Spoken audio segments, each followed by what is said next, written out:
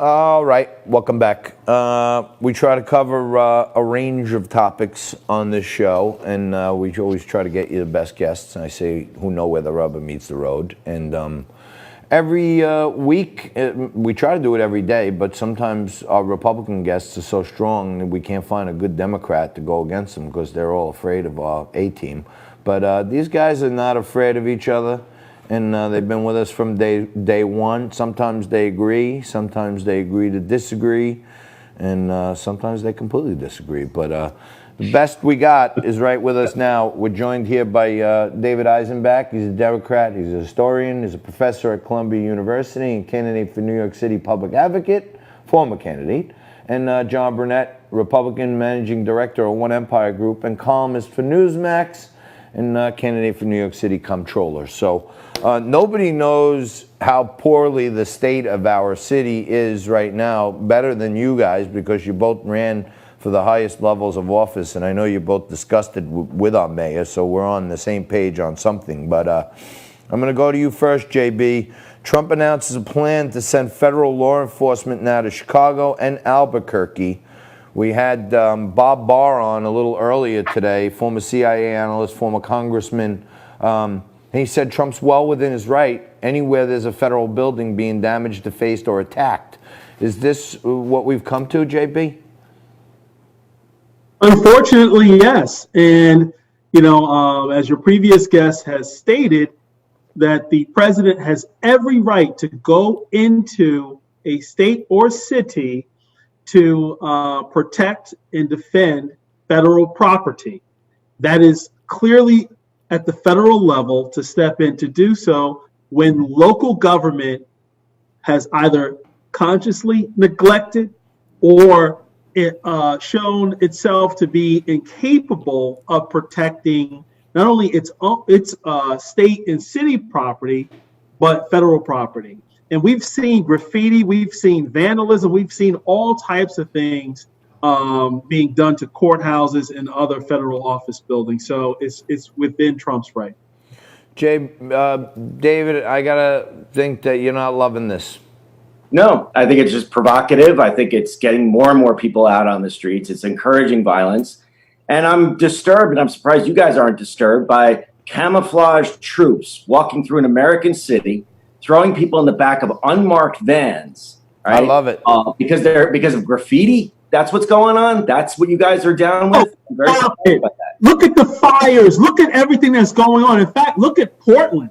I'm talking about Portland. Chicago and Albuquerque. He should actually double down in Portland. Why? Because Portland is on fire. Look what happened in the autonomous zones in Seattle. People actually got shot and murdered, David. Why? Because Democrats actually allow chaos to fester and develop. We can't have that. We're the country of law and order. We cannot have a breakdown in our society like this. Why? Because it just grows and becomes worse, David. Yeah, David, when you said you can't believe we would like this. I love it. Unbelievable. I like seeing someone send in law enforcement. Don't say they're just spray painting. You sound like Alexandria Ocasio-Cortez when she said These people are out. You said these people are out because they need a loaf of bread. They're not out for a loaf of bread. They're busting down windows of Gucci stores. They're not just spray painting. They're smashing cops over the head with bricks. I mean, and they're killing each like other. It is. Well, the Portland situation is about graffiti.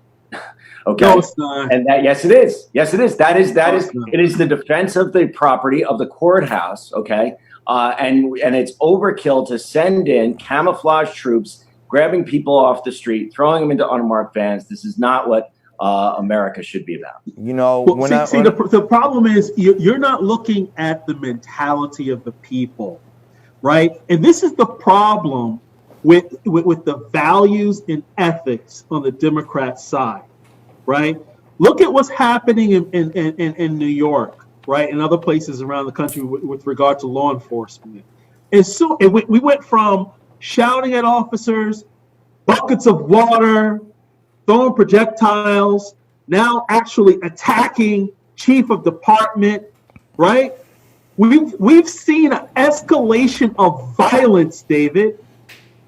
The point is we don't wait until it actually mushrooms into something catastrophic, it's actually at that level now in some view, but we have to step in and curtail it, at least at the federal level, and work with the state and city level to the extent that they're willing to accept the help. Yeah, Dave, I just want to say this, and I know, you've been in New York for as long as I have.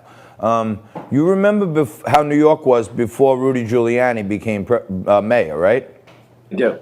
So one of the ways that Rudy started turning around the city was with, it's an academic study called the broken windows theory. And when you're talking about graffiti, John just made a perfect illustration. It started where they were screaming at cops, then they were throwing buckets of water on cops. Now they're smashing them over the head with bricks and baseball bats. So if you let them sit there and graffiti the building and nobody does anything, there's the broken window. What are they going to do next? Break down the doors and go inside, and it gets worse and worse. You got to nip this stuff in the bud sometimes. Well, look, we disagree about how the way that. What's your solution, David? What's your solution? Yeah, give us your solution. How do we deal with these summer of love people? It's not with rubber bullets and tear gas. What is it? Well, give us a plan. The key to calming down the situation has not been. It wasn't in Washington D.C. It wasn't in New York City. Was not this summer to put more violent cops or. So David doesn't have a plan. He's like Biden. He doesn't have a plan. I don't understand what you're saying, David. My plan is that there are ways other than pushing a lot of social workers into these violent zones. What's your plan? My plan would just start with this: you do not send. You keep telling us what we should. You keep telling us what we shouldn't do. Into a peaceful protest. All right, but they're not peaceful, and then expect brother. that is going to solve your problem of violence on the streets. It doesn't work. You know what's going to happen? You know what's going to happen, David? It's not peaceful, but Dave. This is escalation, right? When residents of these cities see that the local police department and local under the rule and instruction and guidance of these weak Democratic politicians, when they see that they cannot control the city, guess what? The people will take it into their own hands. This is escalation. That's why it's important for those with the power and authority to step in and restore order. Why? Because we cannot afford for it to get to the point where people start taking it into their own hands. Yeah, that's the problem with that argument, John, is that the federal officers, troops, however you want to call them, in Portland, when they entered the situation, it has gotten worse since they've been here. It hasn't gotten better. It hasn't gotten better. You're denying that the natural escalation, David. You know what we just did in New York City?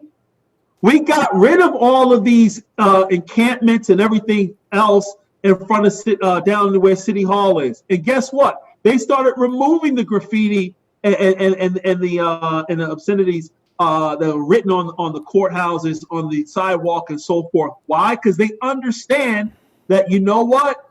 Yes, we respect peaceful protest, but once it goes beyond that, we have to step in and clean this up. And those protests didn't go beyond that. Why? Because we're in New York. Right, that's right. Because the mayor probably got a call from somebody in the administration and said, hey, you guys got 24 hours to get everybody away from our federal building. Otherwise, we're coming in and getting rid of them. And de Blasio probably cowered, like the little coward that he is. He's he's only tall. He's not tall in strength, if you ask me.